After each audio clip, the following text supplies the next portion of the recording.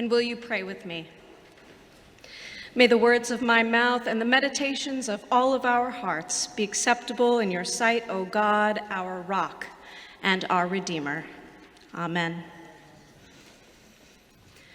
On the first Sunday in May, 1869, as Old South Church celebrated its bicentennial, Dr. Jacob Manning, Old South's 14th senior minister, climbed into the pulpit of the meeting house and preached a sermon, quote, on our condition and prospects as a Church of Christ. It was a tumultuous time, just 4 years after the end of the Civil War, in which Dr. Manning had served as chaplain for the 43rd Massachusetts Regiment. The decision had been made to vacate their beloved church home on Washington Street and find a new location that would allow the congregation to grow.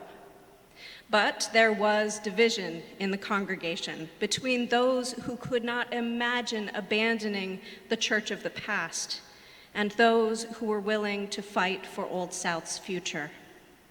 So on that bicentennial, on that Sunday, what did Dr. Manning do? He told stories about the founders of the church who refused to limit access to baptism, about Samuel Sewall, one of the nation's earliest abolitionists, and possibly even about Phyllis Wheatley, whose poetry stirred the soul and conscience of the country. He told them stories to help them remember who they were, rooted in faith, fighting for justice and liberty. And in this time of great transition, they were called to cling, not to a building, but to the stories that shaped them. And when they gathered together again, 6 years later, in this building where we stand today, what did they do? They told stories about Mary Chilton and Thomas Thatcher and Sam Adams, whose stories we still tell today. They had not been together, they had not worshiped together for nearly 70 years. They had been a people displaced, dispersed, exiled for a full generation in a foreign land. But now, in Nehemiah's time, they were a people returning, if not yet restored. They had trudged the 4-month journey from the Euphrates all the way to Jerusalem. They had rebuilt their homes and cleared the heaps of debris from where the old temple had stood. They erected and dedicated the altar to God in the exact spot where it had formerly stood. And in the 2nd month of the 2nd year, amid great public rejoicing and excitement, the foundations of the 2nd temple were laid. As the community returned, the walls of the temple grew. And so the structure became a symbol of rebuilding and renewal. Then finally, in 516 BCE, the work is completed and all the people come together.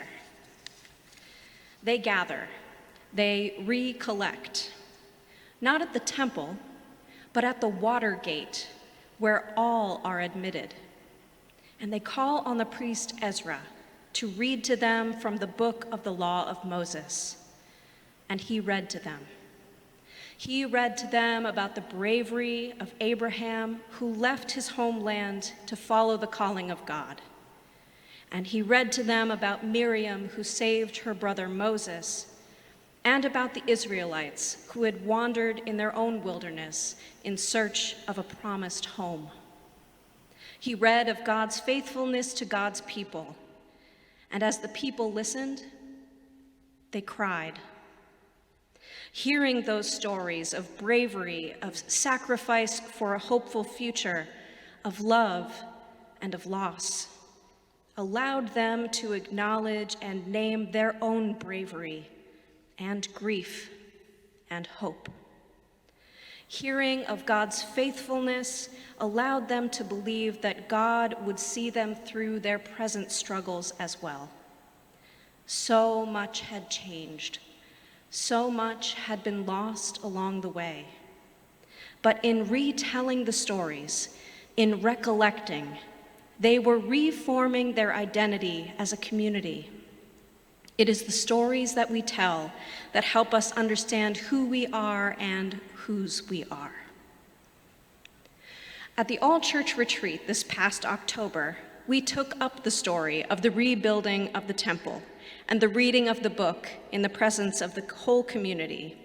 And we asked this question: imagine the reading of the book that contains the truths that move us most deeply, that have spoken to us most importantly, or that we need to hear afresh right now.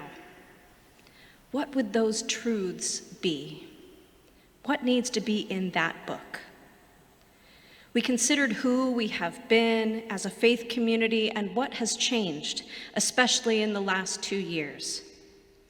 And we thought about who God is calling us to become. And then we put together our own book. I have it right here. You can take a look at it after the service.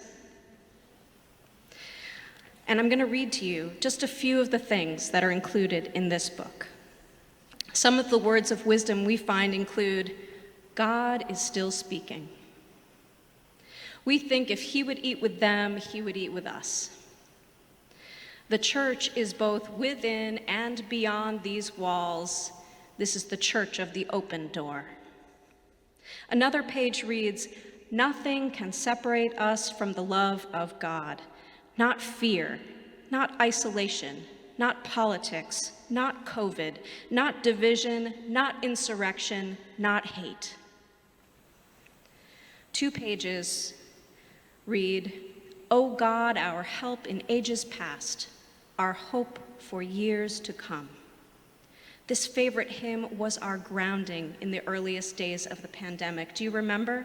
We sang it over and over again in our living rooms, but joining our hearts together in worship through our online services. There's another page that reads, in the season of Lent 2021, more than 100 people folded more than 2,500 paper cranes put on display the day before Easter, a sign of hope, a sign of peace. Another reads, remember the resilience that you have manifested in the face of adversity, and let it be your strength going forward. And the last page reads, warning, to enter into the life of this people of God is to encounter God's soul-challenging, life-changing, radicalizing love. Will you join us? Do you dare? This is just a smattering of the wisdom that we are leaning on as we navigate this holy season of transition. And there are other stories as well. I think of so many of you who volunteered to help church members who weren't able to get groceries and medicine in the first days of the pandemic. And we'll tell stories about our educators who had to adapt and change so much and continue to provide support and encouragement to a generation of kids trying to cope.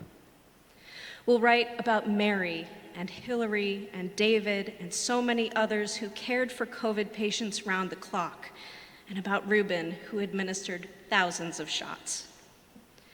We'll tell the story of how one church in Boston took our worship online and out into the world and found new members of this community as far-flung as Texas and Michigan and Lebanon. And then there are the stories written on your own hearts, stories of struggle, of those days you thought you wouldn't get through, but here you are, by the grace of God. As we welcome new people into this community, we know the book is not yet closed. They will help us to write the next chapters. God has written these stories, these songs, these prayers in our book and in our hearts, that we might share them, and in that sharing, recollect together as a community standing on a sure foundation of love and bravery and hope. May it be so. Amen.